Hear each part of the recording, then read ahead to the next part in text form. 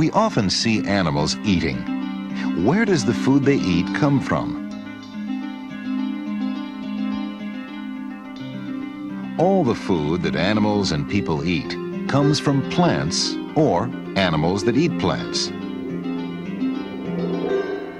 The light of the sun contains a tremendous amount of energy. Green plants capture some of this energy. Green plants use the energy of the sun to make food and all the parts of the plant. This process is called photosynthesis. Except for atomic energy and the heat energy from within the Earth, everything on Earth gets its energy from the sun. The sun, through photosynthesis, provides the energy for life on our Earth. The energy for plants to grow, birds to fly, fish to swim, and animals to move. The foods that give you the energy to play, to think, and to study come to you directly or indirectly from the process of photosynthesis. Using photosynthesis, plants have been capturing the sun's energy for billions of years. Some of this energy has been stored in the earth in the form of coal, oil, and natural gas. Coal, oil, and natural gas heat our homes and are used to generate much of our electricity. Ships, cars, trains, and airplanes run on fuel made from oil. That oil comes from plants that lived millions of years ago. When we see that things move because of it, and all life depends on it, it is possible to say that photosynthesis is one of the most important processes on Earth. The process of photosynthesis starts with the sun. The energy from the sun reaches us by radiation. The radiation from the sun is made of different kinds of rays. Some of the sun's rays are not visible to us, and some are harmful. A rainbow spreads out the light of the sun. Sunlight is made of all these colors.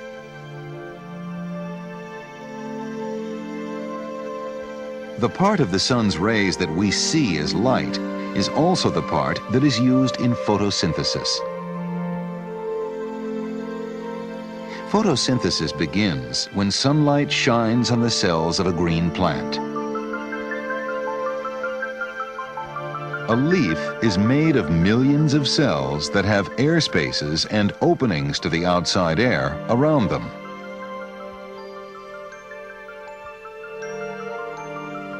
The cells of the leaf contain small capsules called chloroplasts. Here, we see them moving around inside a plant's cells.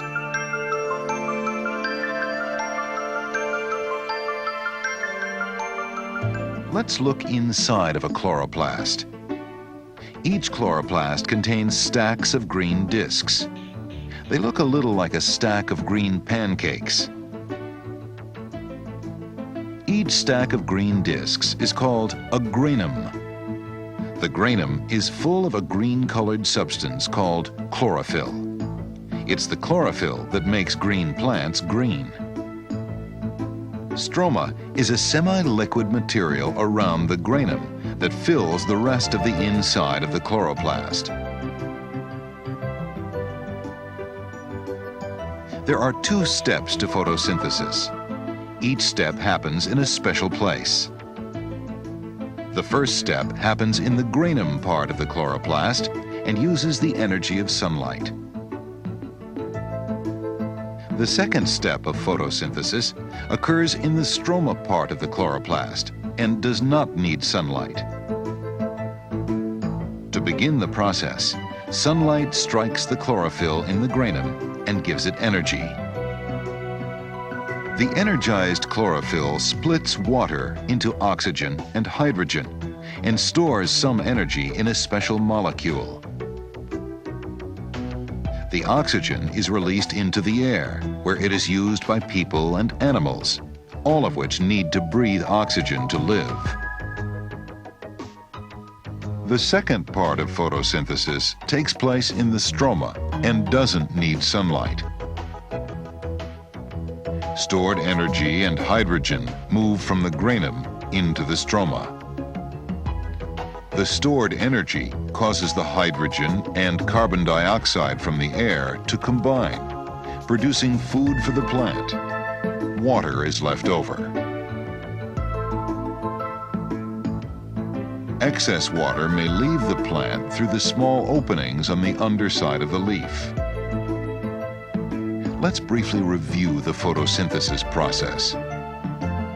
Sunlight passes its energy to the chlorophyll in the plant's granum. The chlorophyll splits water molecules into hydrogen and oxygen and stores some energy in a special molecule. The oxygen is released into the air. The stored energy and hydrogen pass from the granum into the stroma. The energy causes carbon dioxide from the air to unite with the hydrogen. This produces food for the plant and water. The water is released. The food and some of the oxygen made by the plant are used by the plant for living and growth. This is plant respiration. At night, when there is no sunlight, a plant can't carry on photosynthesis. So, during the hours of darkness, they use oxygen and give off carbon dioxide, much like animal respiration. Small amounts of many things, such as iron, copper, and other minerals, are taken in by the plant's roots and enable the plant to grow all its parts. However, almost all of a plant is made of water from the ground and carbon dioxide from the air. Even this log is made up mostly of water and carbon dioxide. Burning wood, coal, oil, or natural gas might be described as the opposite of photosynthesis. It is something like plant and animal respiration. As this wood burns, it is combining with the oxygen in the air, and water and carbon dioxide are being given off. The energy of the sun that was held in the wood is released as heat and light. So as you sit by a campfire, you have warmth and light because of sunlight that reached the earth years ago when the tree was still growing. Animals cannot make their own food and oxygen. Animals eat plants, or they eat other animals that eat plants. Animals use the oxygen and food produced by plant photosynthesis as fuel to operate their bodies. They give off carbon dioxide. This is animal respiration.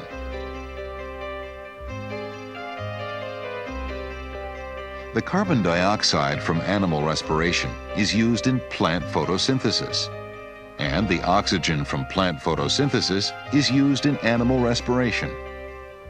So the photosynthesis of plants and the respiration of animals help each other. Animals need plants to live. However, as long as plants have carbon dioxide, water, and light, they don't need animals. We can summarize the process of photosynthesis like this. Energy from the sun reaches Earth in great amounts. Green plants capture the sun's energy through the process of photosynthesis. Chlorophyll is a green material in green plants that enables them to capture some of the energy of the sun. Using the sun's energy in the process of photosynthesis, The chlorophyll of the plant splits water molecules into hydrogen and oxygen. The hydrogen combines with carbon dioxide from the air to make food. The plant uses the food and some of the oxygen to produce all the parts of the plant. At night, when photosynthesis is not possible because there is no sunlight, plants use the oxygen and food produced during the day for respiration. In the process, they give off carbon dioxide and water. In their respiration, animals eat plants and other animals that eat plants and breathe oxygen. In the process, they release water and carbon dioxide.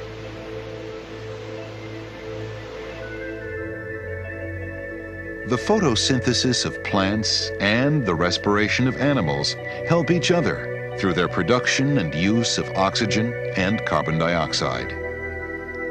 Now you know where all that food comes from. It comes from sunlight shining on green plants and the process of photosynthesis.